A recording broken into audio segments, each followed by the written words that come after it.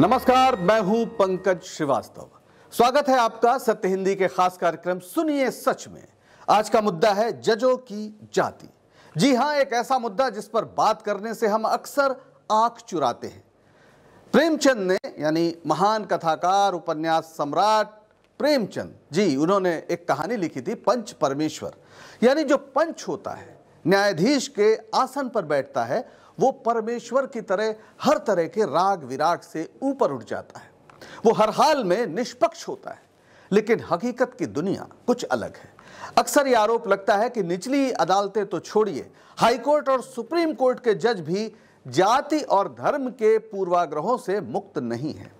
ये मामला गरमाया है मोदी सरकार की एक स्वीकारोक्ति से, जो केंद्रीय कानून मंत्री की ओर से आई है। राज्यसभा में आरजेडी सांसद मनोज झा के एक सवाल के जवाब में केंद्रीय मंत्री अर्जुन मेघवाल ने क्या बताया, ये हम आपको बताना चाहते हैं।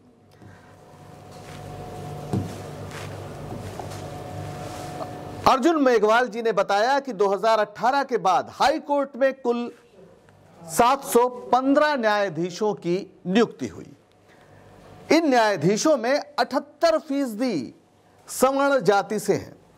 SC ST और अल्पसंख्यक समुदाय के जज महज 5% हैं जिनकी नियुक्ति की गई है। OBC समुदाय के कुल जजों की तादाद 12% है।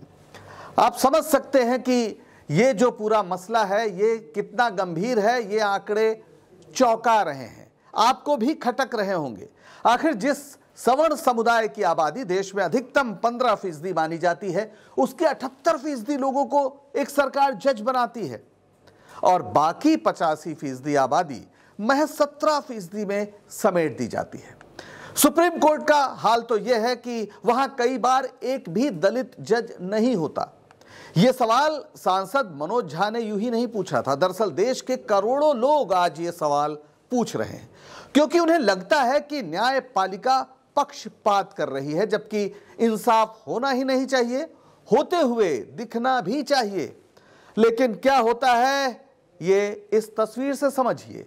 अर्णव गोस्वामी 4 नवंबर 2020 को आत्महत्या को उकसाने के मामले में गिरफ्तार हुए। अर्णव गोस्वामी एक बहुत बड़े पत्रकार, टीवी पे अक्सर आपको चीखते चिल्लाते नजर आते हैं, मोदी सरकार के बहुत बड़े समर्थक। तो हुआ यह कि एक मामले में, आत्महत्या को उकसाने के मामले में उन्हें गिरफ्तार किया गया 4 नवंबर 2020 को। 19 नवंबर को, माफ करिएगा, 9 नवंबर को बॉम्बे हाईकोर्ट ने उनकी जमानत याचिका रद्द कर दी।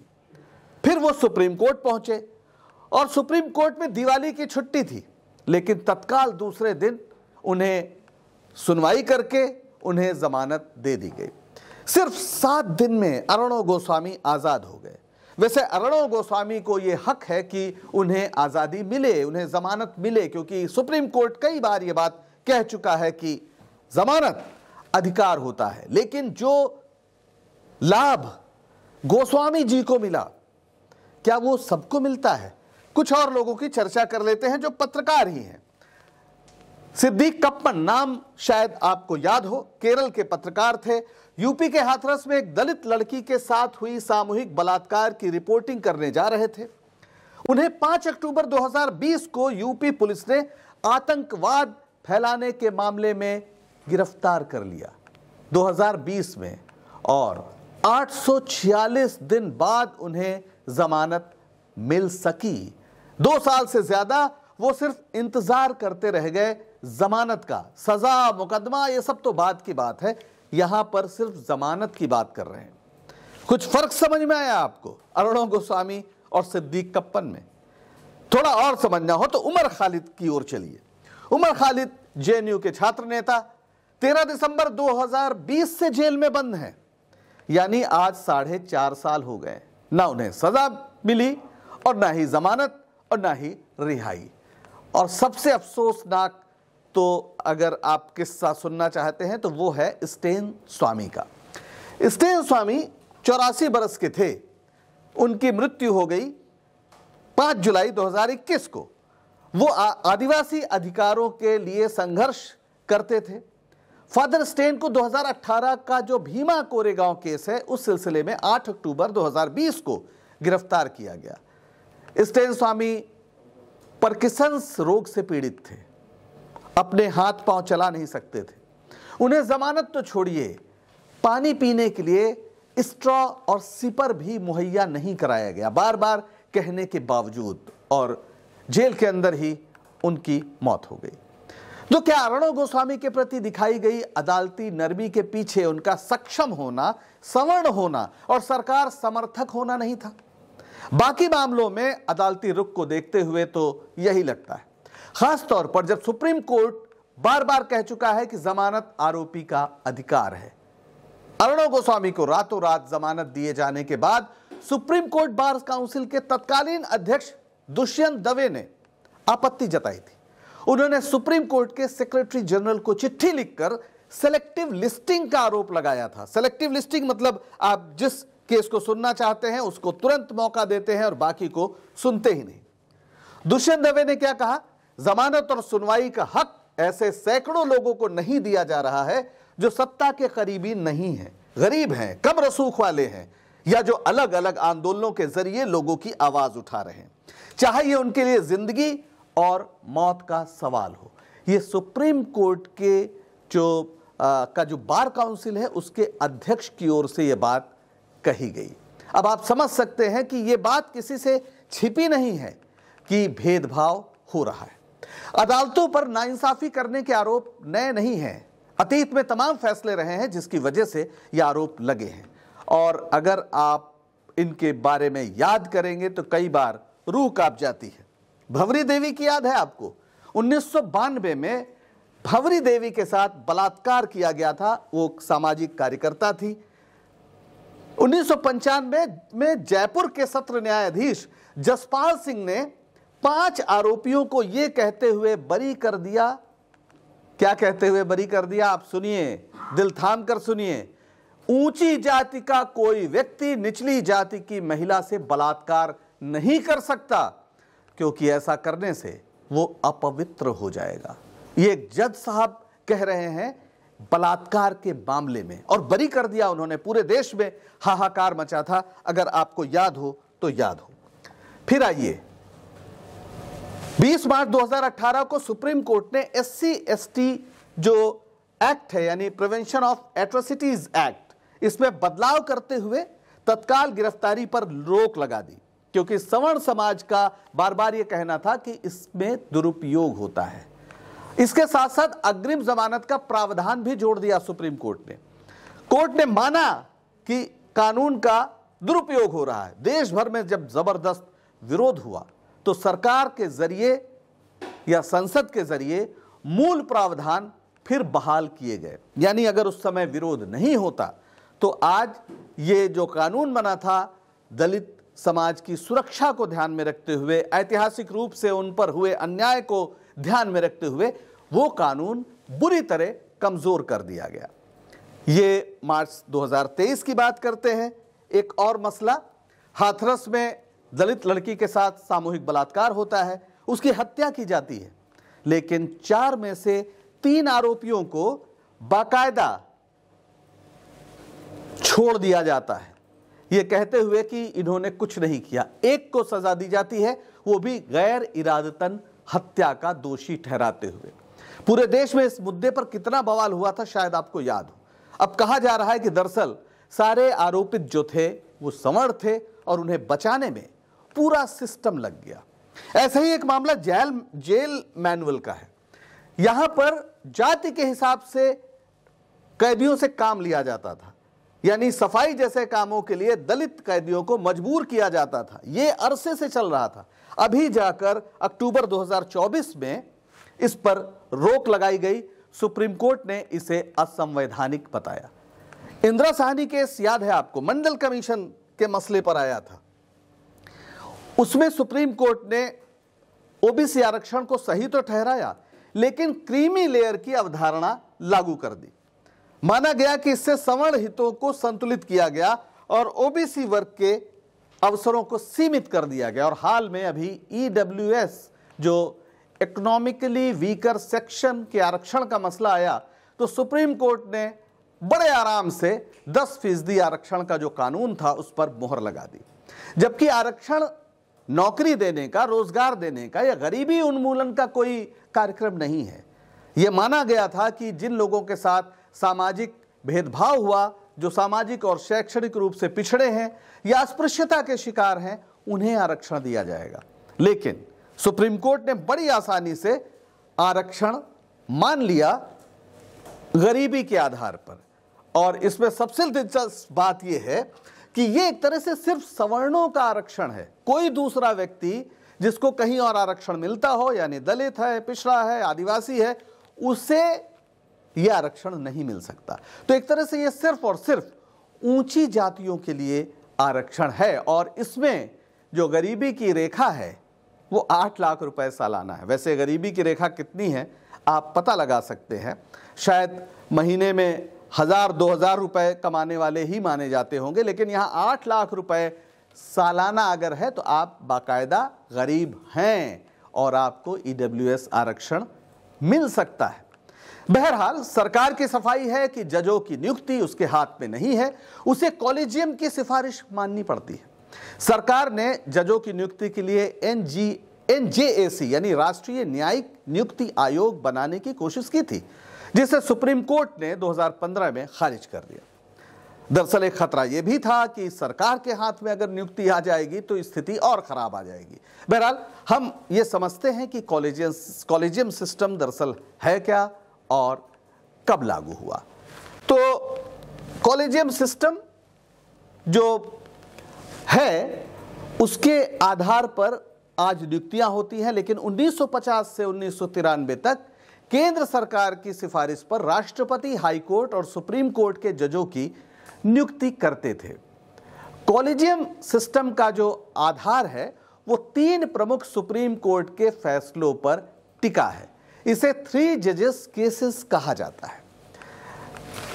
पहला जजेस केस 1981 का है, जिसमें एसपी गुप्ता बनाम भारत संघ।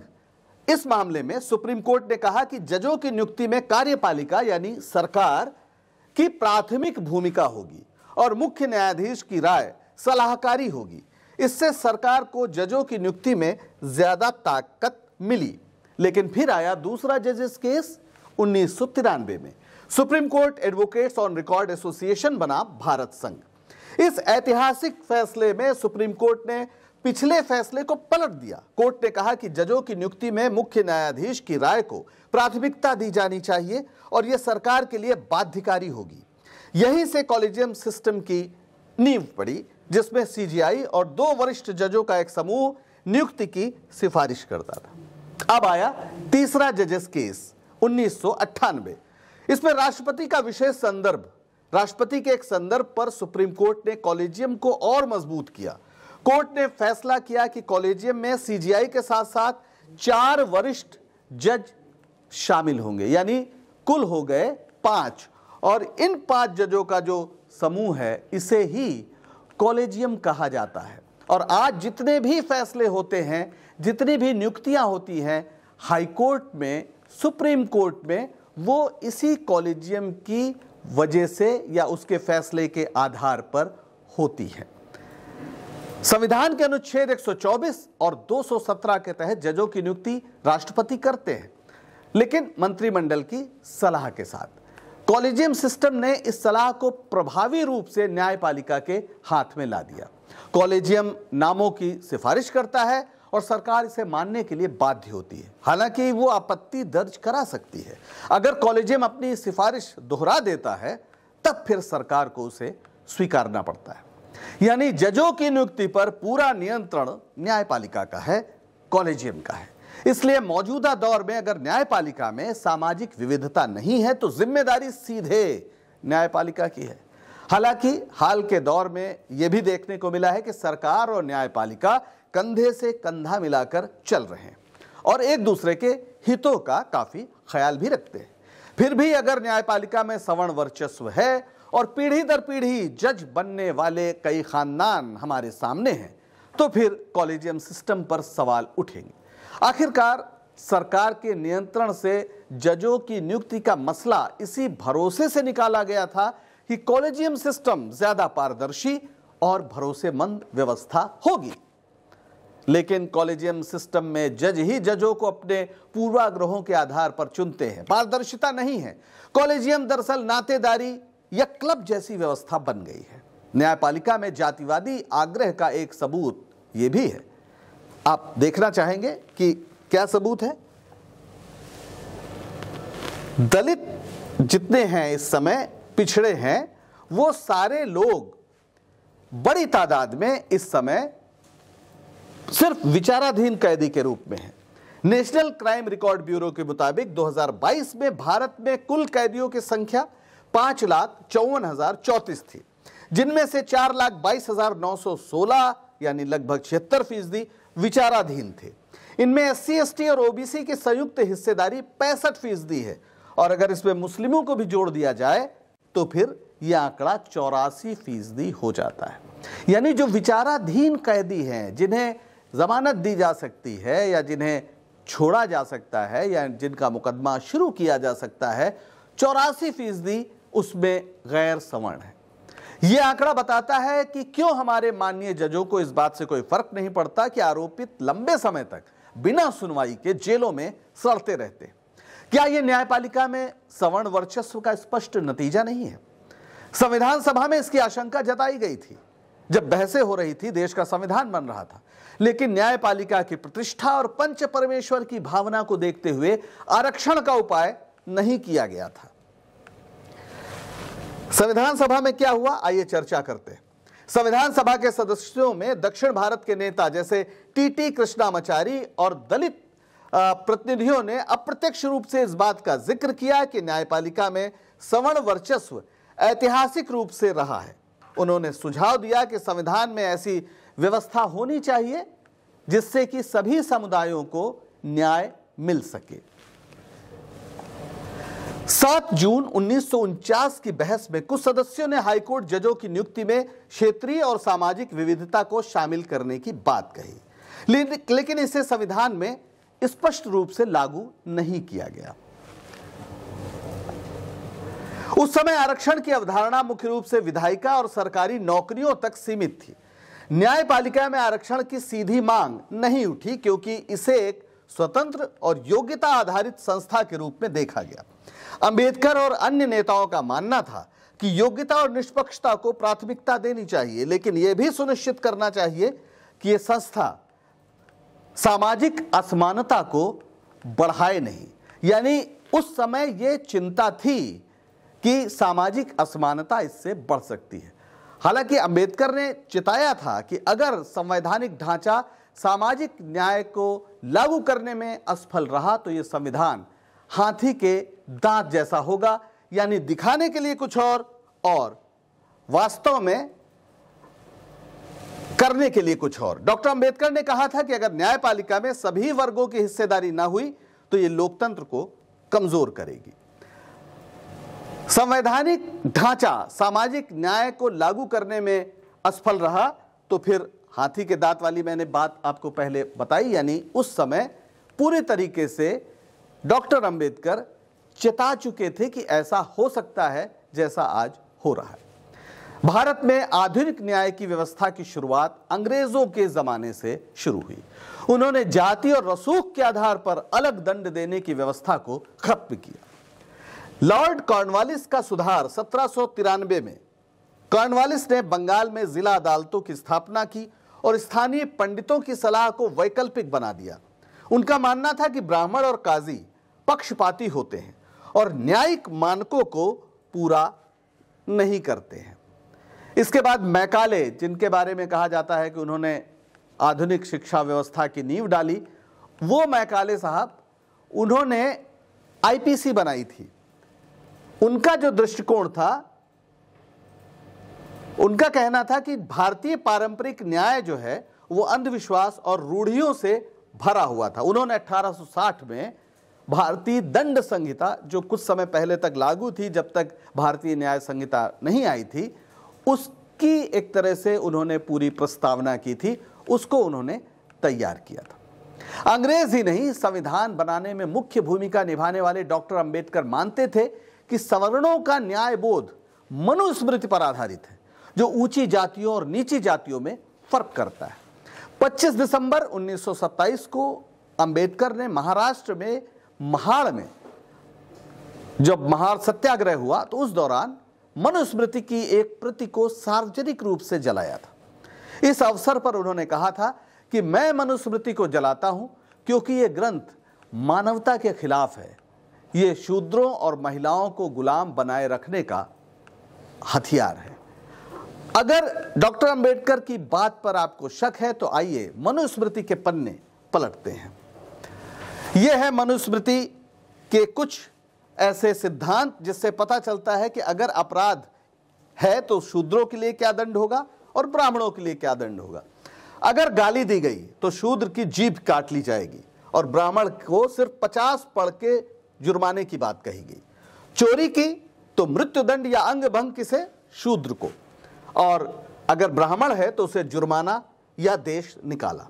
अगर शारीरिक हमला किया, किसी शूद्र ने ब्राह्मण पर अगर शारीरिक हमला किया तो फिर उसे मृत्युदंड या अंग भंग, और वहीं ब्राह्मण ने अगर किसी शूद्र पर हमला किया तो उसे महज जुर्माना। अगर झूठी गवाही दे दी किसी शूद्र ने तो फिर निर्वासन या मृत्युदंड। ये शूद्र के लिए है और ब्राह्मण के लिए है मौखिक फटकार या जुर्माना।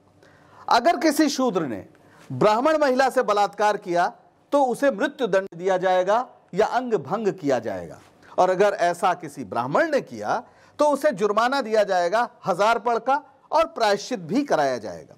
अगर शूद्र महिला से बलात्कार किया गया तब, यानी अगर शूद्र ने महिला से बलात्कार किया, शूद्र महिला से, तो शूद्र का अंग भंग होगा और फिर निर्वासित भी किया जा सकेगा, और वहीं ब्राह्मण को जुर्माना देकर वो भी 500 पड़ से कम छोड़ दिया जाएगा।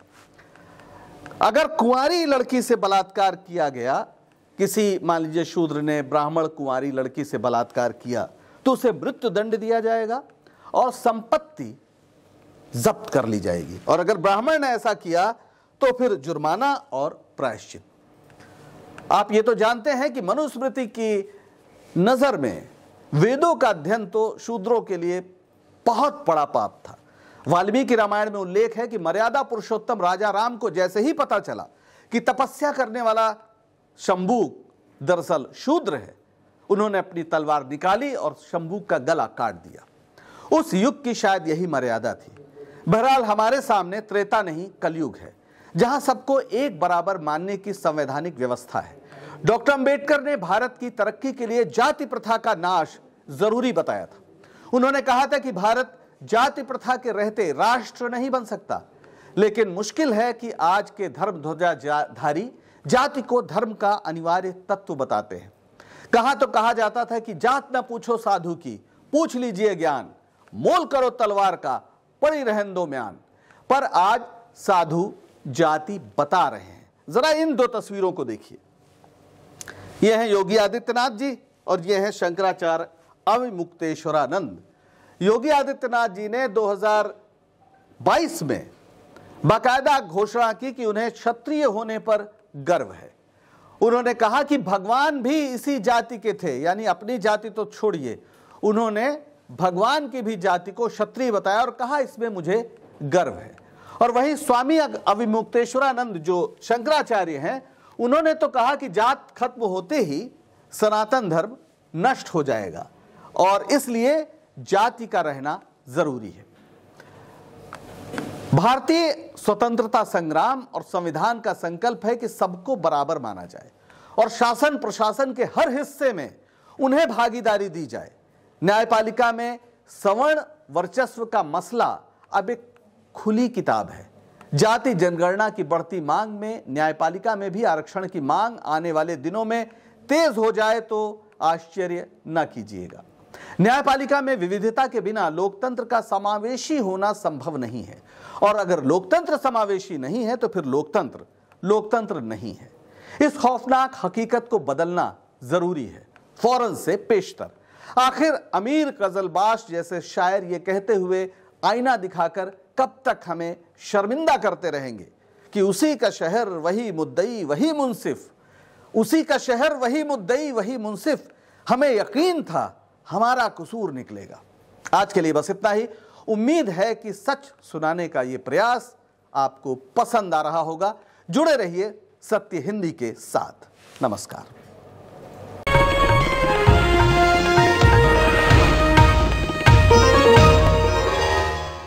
Copyright disclaimer under Section 107 of the Copyright Act 1976. Allowance is made for fair use for purposes such as criticism, comment, news reporting, scholarship, and research. Fair use is a use permitted by copyright statute that might otherwise be infringing.